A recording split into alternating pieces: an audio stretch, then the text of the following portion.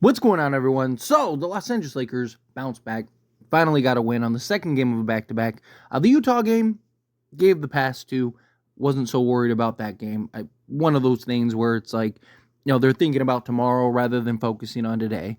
But the game against the Hornets is just, that to me was inexcusable. That's a game that you absolutely should have won. It's a game that you should have handled business with. Even with just the struggles offensively and Luka having his struggles, finding the bottom of the net and things like that. But at the end of the day, you got to win those games. I'm glad that they were able to get it done in the Portland home, although they tried to make that as interesting as possible. It started out looking like the Lakers were just going to run away with it. It looked like a game that was like, okay, Lakers are going to handle business and we'll be good. And then just completely started to fall apart there. And it was like, oh no. And LeBron James and Austin Reaves, I mean, they carried the Lakers in that game. Dorian Finney-Smith was great as well. I still really like Trey Jamison. But Dorian Finney-Smith, he was just very impactful. He also was a plus 20 out there for the Lakers. But look, they have a lot of work to do, particularly turning the ball over. That was a major issue for LeBron. I don't want to get too much on LeBron because he has done a much better job the last, 15, 20 games or so. He really had turnover issues, heavy earlier in the season. I mean, he was, leading the league in turnovers at one point by, a pretty good margin. And then he really went and cleaned it all up and kind of got himself right and together. And he's been much better the last 15, 20 games or so. So I'm willing to kind of look past it. But if he had 5 or 6, I probably wouldn't even have mentioned it. He had 11 turnovers. It's a lot of turnovers. That's a little too many, in my opinion. You got to do a better job of taking care of the basketball. But it's been an issue the last few games, period, with the Lakers. Last, handful of games, not just specifically LeBron. Austin Reaves has had his struggles. I mean, he had, 6 last night? Between him and LeBron, they had 17 turnovers total. That is not good at all, especially when you had 22. That means only 5 turnovers were committed that were not the Lakers, that were not the two main guys in LeBron and Reaves that night. Now, again, both guys carried this team. Both guys were ridiculous. Austin Reaves even had 32 and 7 and, was aggressive and really hunting the Portland Trailblazers, which I really liked. Stay aggressive, be aggressive. I also think that it's part of Austin Reaves and furthers the argument, in my opinion, of Reaves coming off the bench. Because I just think I don't know how aggressive he's going to be allowed to be in the starting unit alongside LeBron James and Luka. Right? They need to figure out that.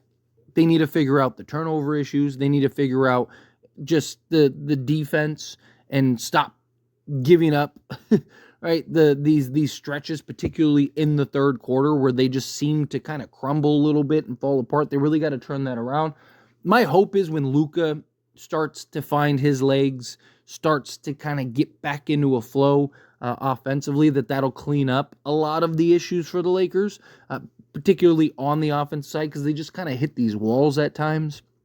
And you're so reliant on LeBron and Reaves, right, to have that other guy in a Luka that can come in, slot alongside Reaves, slot alongside LeBron. At times you can play all three of them and kind of just try to find ways to make that work. But it's going to be a journey, right? It always was, it always will be, until they figure it out and work themselves into it no longer being a journey. There's going to be trial and error. I've talked about how as soon as we got Luka, we're probably going to lose a couple games that we should have won. We'll probably win a couple games that we should have lost, right? You'll have those games where Luka just goes off and gives you 40 or something like that, and it's like, man, that was an ugly win, but we got it, and Luka hit a big shot or something like that. You'll have those games where Luka's and LeBron kind of look clunky, and it's a lot of you go, I go, and it's a lot of just they're still trying to figure out the rhythm and flow, right? There's going to be games like that. To me, it's about getting into the playoffs, cleaning everything up, or as much as you can between now and the playoffs, right? You have 28 games left. That is plenty of games to really, we'll see how many games Luka plays, because the Lakers do have a bunch of back-to-backs, particularly in March. So curious to see how many of those back-to-backs LeBron and Luka actually play. But gotta imagine that if the Lakers can, let's say 20 of these games that they play together, that's enough sample size for you to kind of work through a good majority of your issues. Again, you might not solve every single one of them, but you can solve quite a bit if you're the Lakers. Right? And that, to me, is where this is going to, like, can you clean up the turnovers? Right? Can you clean up the third quarters? Can you clean up the just lack of scoring in stretches and stuff? If you can do those things, you'll be in good shape. Again, Lakers are half a game out of the Rockets for the 4 seed. Their Rockets have one more game in the win column. They're tied loss-wise. They are, 2.5 games ahead of the Clippers and 3 games ahead of the Wolves, which the Lakers do have a Wolves matchup coming up soon. So that's something to definitely keep an eye on. Austin Reaves, I want to see him continue to be aggressive. I hope that they're able to figure that out with him. I hope that they're able to kind of find a balance to which Luka, LeBron, and Reaves can work and coexist. I think that you're going to see a lot of kind of units where it's just Reaves or it's just like LeBron and Reaves. Like, I think you should play a lot of Luka solo, Luka with LeBron, and then Reaves with LeBron and Reaves solo. Right? So, not so much solo LeBron, but LeBron and a Reaves or LeBron and a Luka. And then you have Reaves or Luka out there if you're going to have like solo units. Just because, which is why I like him just better as the 6th man. But I do think that you can balance LeBron between the two. And LeBron plays really well off of Reaves and vice versa. They have that familiarity. I think LeBron and Luka, you need them to figure out how to play off of each other. So I think that you need to play them as many minutes as possible. But I think Luka by himself can be that engine, allows him to be himself more and not have the sense of like, I got to get Reaves the ball or I got to get LeBron the ball. Right? Like, he can just go out there and hoop.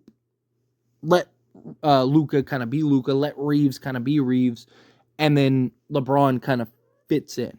That's kind of the approach that I would take, but regardless, look, Lakers have a huge game coming up. They have a huge stretch period coming up, if we're being honest. But in particular, the game that is really circled that we're all kind of just waiting to see and have been waiting to see since the trade is the Nuggets game. Right? They have the revenge or the Luka revenge game against the Mavericks, but that's in LA. It's not in Dallas.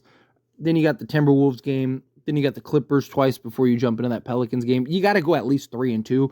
I can see something where the Lakers beat the Nuggets, beat the Mavs, and then the Timberwolves is like that trap game, right? Where it's like, oh, Lakers are cruising, and then Lakers win one of the Clippers games. I'd love if they beat both of them, right? Good thing is the Mavs, the Wolves, the Clippers twice are all at home, including the Pelicans and the Knicks. So Lakers will have this Nuggets game on the road, and then they have like 6 home games, which is really good. But then they follow up with like 6 road games. So it's going to be very balanced. But anyway, as always, this is a discussion. Pass question to you. Let me know your thoughts and opinions down in the comments below. What do you think? What are your thoughts? What did you think of the game? Do you think that they have a lot of stuff that they need to clean up? Do you think like, nah, they're fine, they'll be good? However you feel, whatever your thoughts are. Either way, I would love to hear it. So let me know down in the comments below. That being said, if you haven't liked this video, hit that like button. Helps me a lot. So we enjoy these types of videos, and I truly appreciate it. Not subscribe to the channel, hit that subscribe button. Turn on the bell notifications. Appreciate y'all. See you in the next one.